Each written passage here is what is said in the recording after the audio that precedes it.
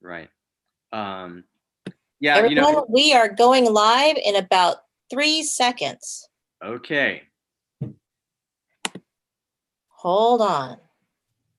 We are almost live. I think we're live. Could be live.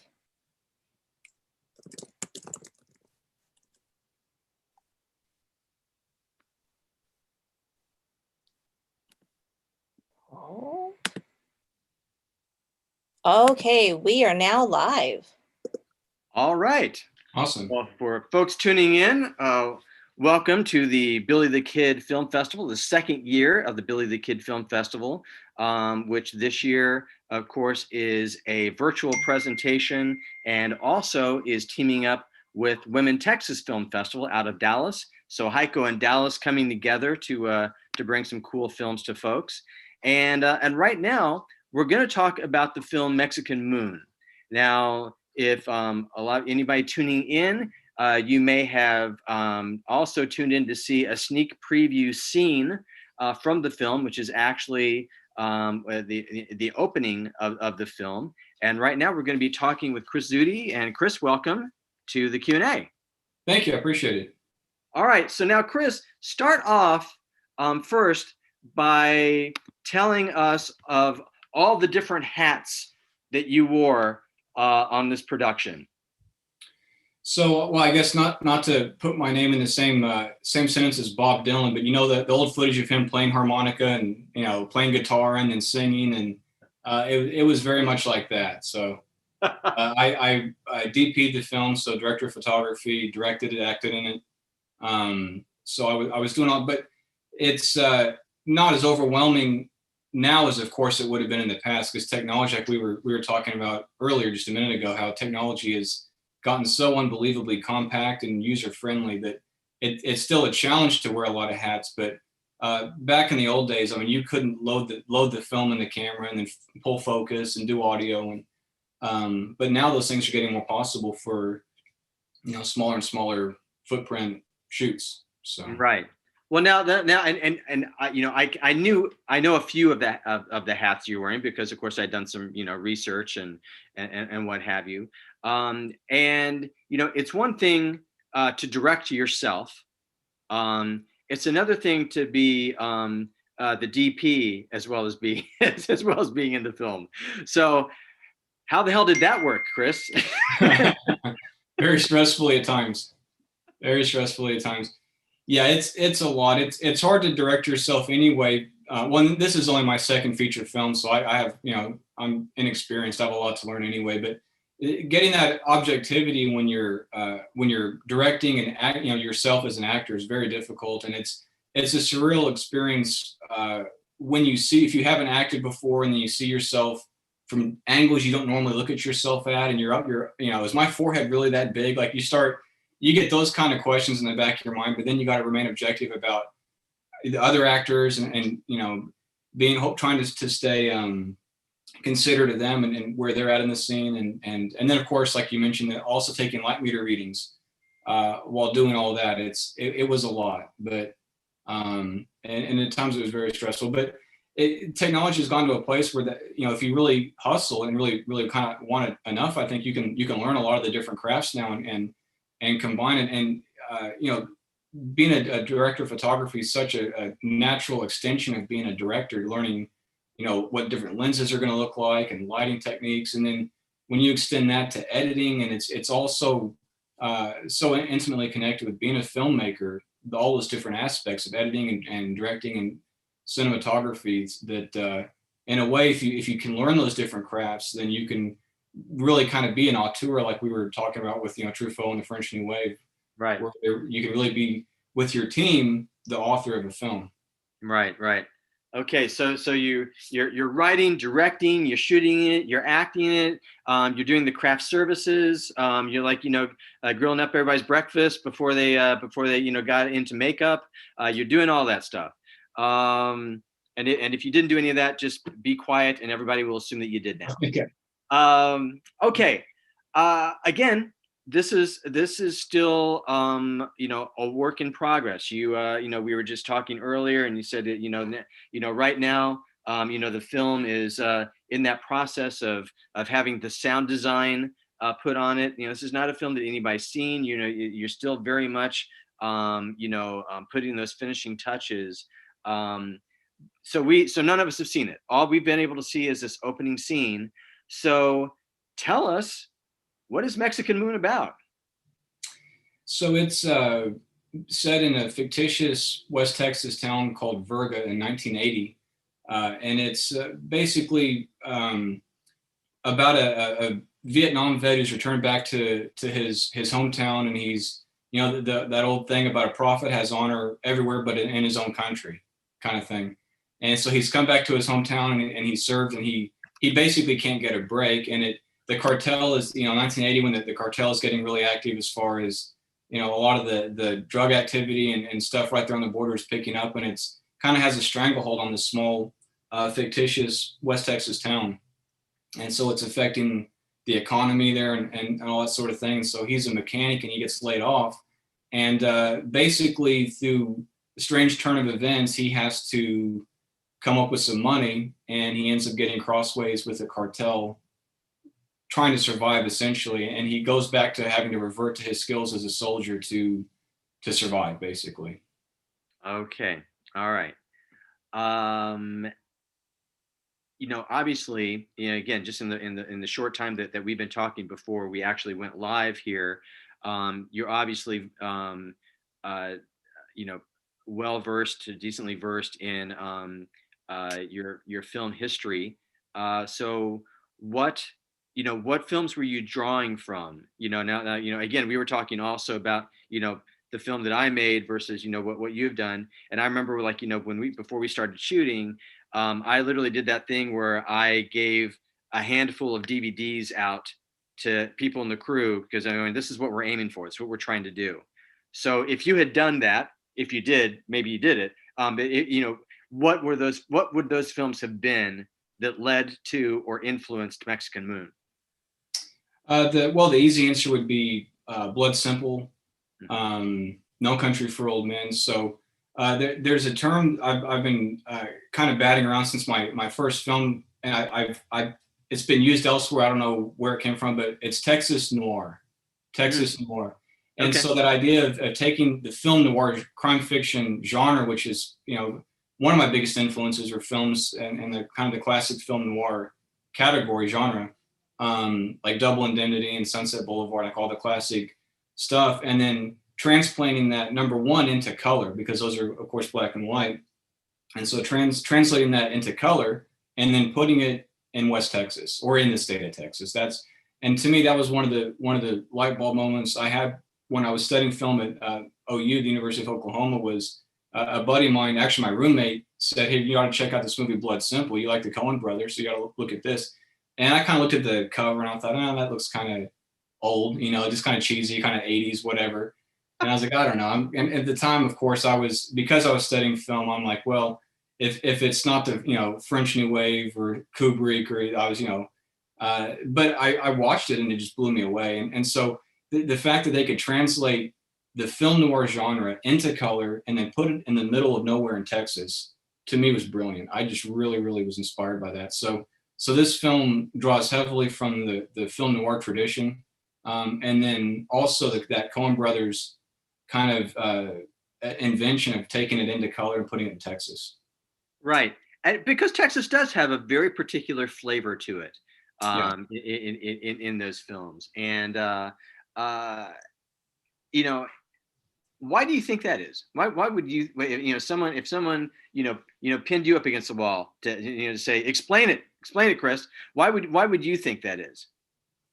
Well, I saw an interview with Andre the Giant not too long ago, and this is, of course, it's like from the 80s, but they were asking him about, what do you know about America? What is it in France, that people talk about when they think of Americans? He said, Texas. Like, he looked at the camera, he said, Texas.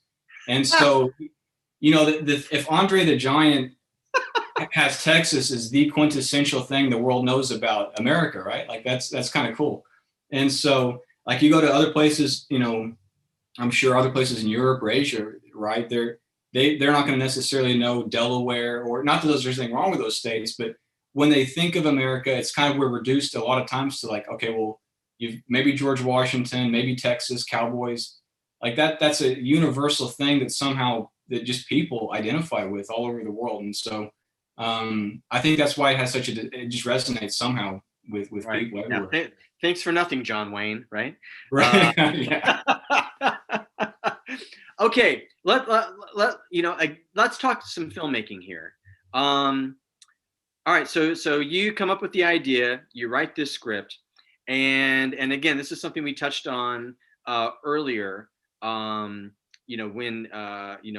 as you were mapping out what you were going to do and how you were going to be able to do it, and we were talking about the thing of the fact that you can, because of technology, shoot with a very stripped down crew and do a lot of things yourself.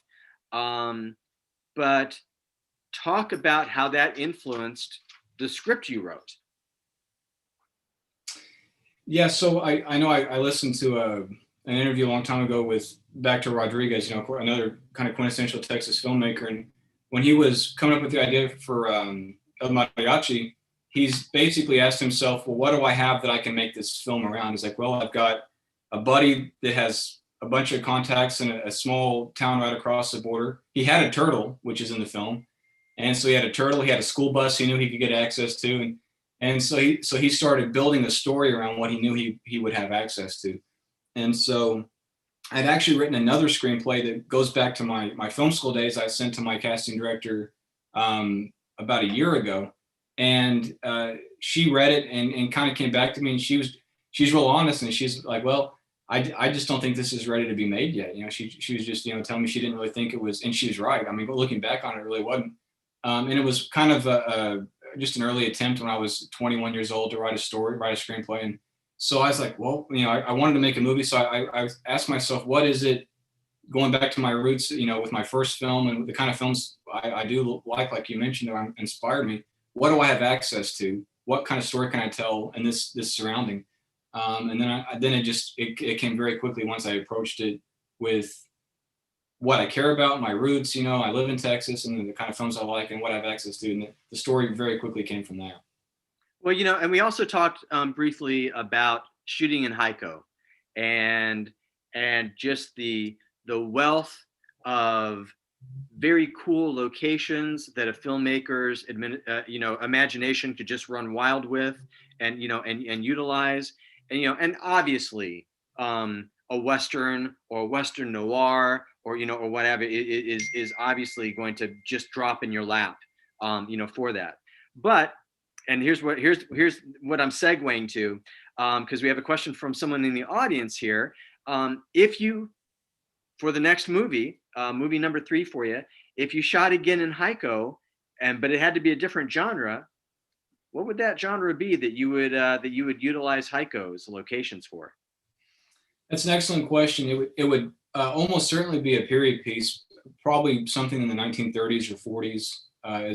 That's a time frame that I'm just really fascinated by. I love just the feel, the look of it, and I think Heiko would translate very well into a period piece, a 30s, 40s, 50s even kind of piece. And then if I had enough of a budget and that we got permission from the city, if you could do a little bit of cosmetic work and drop a bunch of dirt on the street, you could be an old West town. I mean, it could even still work in that world as a Western, like a full-blown Western. So, right.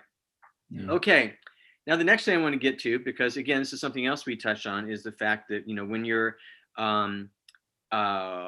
when you're both writing and writing for yourself, directing yourself, when you approach that, whether it's a short film or whether it's a feature film, the idea of doing a character that is going to encompass, accents and and all kinds of crazy detail work or what have you, versus something that's close to you, something that's easy to access. To me, when I've been in that position, has been the thing that I opt for, because I go, something, I don't need the stress of, I need as little stress as I can get, Right. when I'm in the thick of it.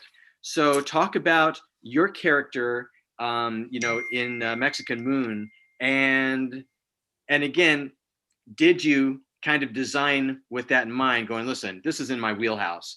I can deliver this character, and literally in my sleep, and so that will help me in this process, or not? Tell me. That's a great question. It definitely. I was trying to do exactly what you were saying, with something that I wasn't trying to swing for the fence and just really push myself beyond what I knew I would be able to do, while also doing all the other functions, like we've been talking about. So I was trying to do something like you mentioned I had access to, but I wanted it to be a little bit of a stretch, because there has to be some kind of a challenge there. But definitely I wanted it to be a reachable goal. And once I found the character, it started to come pretty naturally at that point. So I didn't have to put a lot more effort into it. But definitely, the only thing with it was it was drawn on some people I've known growing up, some guys I've known growing up. And I grew up in a small town in Oklahoma, and so it wasn't. It wasn't a huge reach in that sense for me to connect with. I'm not prior military or anything like that, but I've known a lot of guys that are, and so it was kind of in my world to a point as far as that goes. But the West Texas accent, you're right, was a real thing, and I learned that I tried to do it for a little while when I was kind of getting ready for the character, and I realized my normal speaking voice is close enough. I'm going to go with that, because I would rather not do it at all than do it poorly. And Right. the West Texas accent, all accents, of course, I guess are specific. There's something about it that where the sounds are formed in your throat and your mouth, and it's either born into you and put into you from the time you're a little kid, or not. But it's a tough thing to pick up. So I didn't try to really go for a full blown West Texas accent in this particular case, Good decision. because I don't want to be a fraud, because there's enough people that are going to know what it's supposed to sound like. Exactly. And here's something again. I want to talk about the use of firearms on the set, shooting, working around and creating scenes where utilizing that. And I'm coming from this question of, we had a scene where we were shooting someone in my film, and I'd never done that before. And and I just went to like the heads of the studio, which is out here in Dallas. And I said, I've never shot a gun on screen before. So how do we do that? And of course they were like going, that's really weird that, that a director actually, had no ego and would just ask us. But here's how you do it. But I didn't. And, and I wanted to make sure I got it right. I think, from the conversation we had before we actually started this Q&A, it sounds like you had much more knowledge, something to build off of as you were going into that. But again, you're not a SEAL team member, right? No. So talk about that, because that's something that I think, as a film fan, sometimes we just take that for granted, that we go, yeah, everybody knows how to do that. You go, no, everybody does not know how to do that. So talk about how you approached it. Yeah, that's a great question. I know one of the guys in the film he's actually plays my manager at the car mechanic place that lays me off, but he's an old Wrangler from way back in the day, and he's been he was one of the Wranglers on the Alamo remake, not the original, of course, but the remake. John Hancock's. And yeah. And he said, he can just tell as a Wrangler when he watches a Western how a guy sits in the saddle if he's the real deal or not. He can just, the moment he's sitting there, if he's comfortable, does he know what he's doing? Is the horse uneasy? Is he uneasy? And so for people that know horses, they can tell when someone isn't being natural, And you're right with firearms. Anybody that knows firearms, anybody that is prior military or prior law enforcement, if they see a guy that's supposed to be this tough combat veteran, and then he's holding the weapon wrong, he's just, you can tell. So in my particular case, I do a lot of target shooting. I don't hunt or anything like that, but I grew up in Oklahoma, like I mentioned, which is very much a gun culture. And then I live in Fort Worth, Texas, and I have for about 14 years now. So just on the recreational side, growing up, I had a lot of target shooting and that kind of background. Then I did private security for a year here in Fort Worth, and I went through. I was a police academy for about 6 months. I was going into law enforcement, and then it wasn't the right path for me, and so wisely that door in my life closed, and I went back to film, which is where I belong and what I know. But I did have some law enforcement training, so. And then, of course, I just studied it and kind of tried to read up on it, because you're right about that. That is anything that's going to break that fourth wall for people that know. You don't want to do that as an actor or a filmmaker, because it'll definitely take people right out of your story if you do it poorly. Right. I remember. So we had the scene and somebody gets shot, and again, I wanted to get it right. And and the effects guy, he puts in like this little dollop of blood, and I was like going, is that seriously all it is? And he goes, well, if you're doing it for real, yeah, it's just this much. And I'm going, okay, let's movie time it a little bit. Let's put some more blood in. Because again, you go, oh wow, all right, again, if you have no experience, you go, really, that's it? And he says, yeah, in reality, this would be what the wound would actually look like. And you're going, yeah, people are going to be expecting more than that, right? And he goes, yeah, they will be. Yeah, they will. So I'm wondering if you had any instances like that, maybe not that kind of thing specifically, but anything along those lines where you're like going, the real world would be this, but I want to keep my audience happy, so we're going to do this. Yeah, well, and I think we can thank directors like Sam Peckinpah that up the expectation for Exactly. violence. Because you watch, like the old, John Wayne Western, somebody gets shot and they go like that. But then by the time you get to the 70s with Sam Peckinpah, you have like slow motion from 15 different angles of just buckets of blood pouring out of people. And I think a lot of people think Tarantino was the first guy to do that kind of stylized violence, but it was Peckinpah. And so people expect that. We've been conditioned. This is what a gun sounds like. This is what happens when people get shot.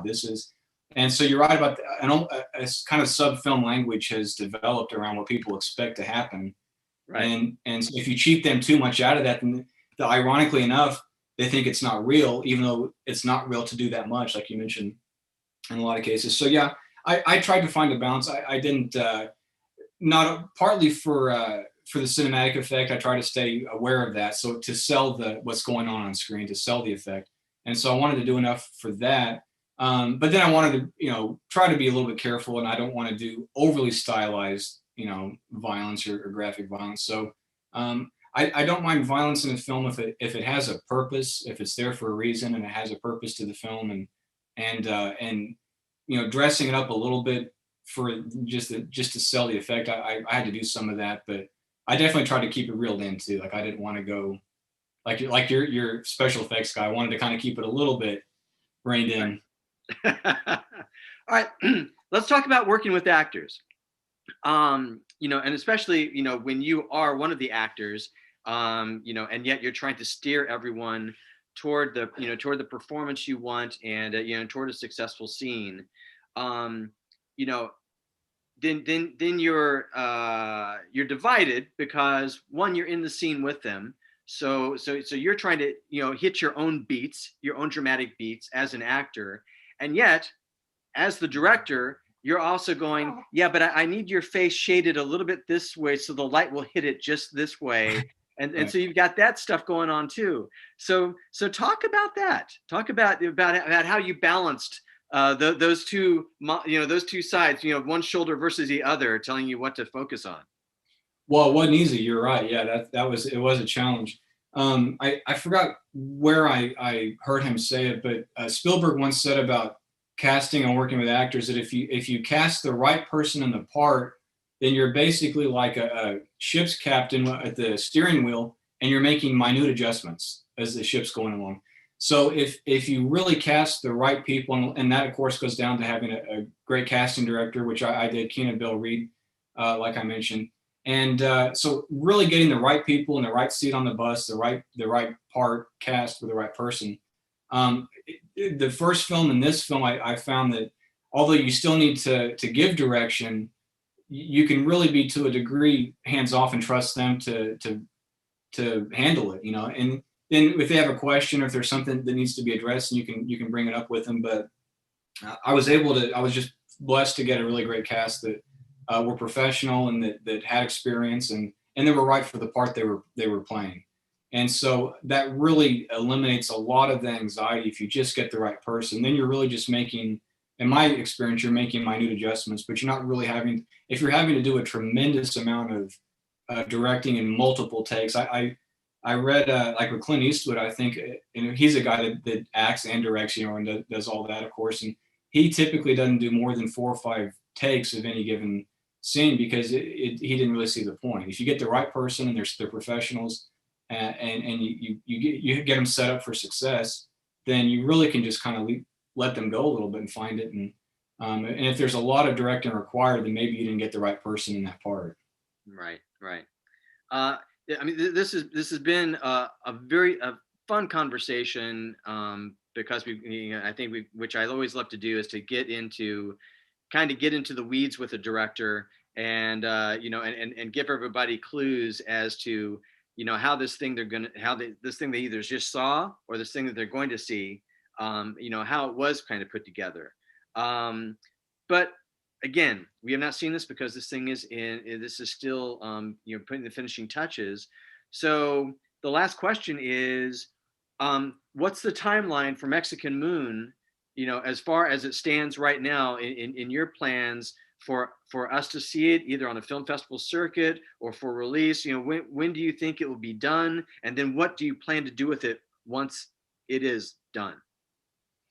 Well, that's a great question. So this is the only festival that I'm actually involved with and will be involved with. So it's I think it's a great thing happening here, and I want to be a part of it. And I also, as a quick side note, I think if Heiko isn't careful, they're going to turn into another Marfa, and I mean that in a good way. But I think word's going to get out that this is a really cool place, and there's a lot of cool stuff happening here for the arts. And so I'm here because it became a meaningful town and group of people to me. So, but as far as other festivals, I'm going to go straight to traditional, more traditional release after this. So I'm hoping I'm in talks with my first distributor is tentatively slated to take this film as well. So hopefully it'll follow the same release path the first one did, which is it plays a limited release at the Arena Cine Lounge in Los Angeles and West Hollywood. And that's how the Los Angeles Times are able to come out and review the film. And then from there it goes typically about a month after that onto the different streaming platforms and works its way out there. So I'm hoping to have all the audio finished and everything finalized with my distributor and being that limited theatrical release by the first of the year. So hopefully maybe even late January, something like that. So people should be able to see it very early in the new year. Well, fantastic. It's often said that it is hard as hell to make a feature film, and it is infinitely harder to not become a one film person and to actually make that second film. So congratulations on that, man. Thank you. Absolutely. And again, it's been wonderful talking to you. And if you just tuned into this Q&A and you haven't, checked out the scene, check it out. You're going to see some style there. And then look for Mexican Moon. Chris, thank you for talking with us. John, thank you so much. I appreciate you guys.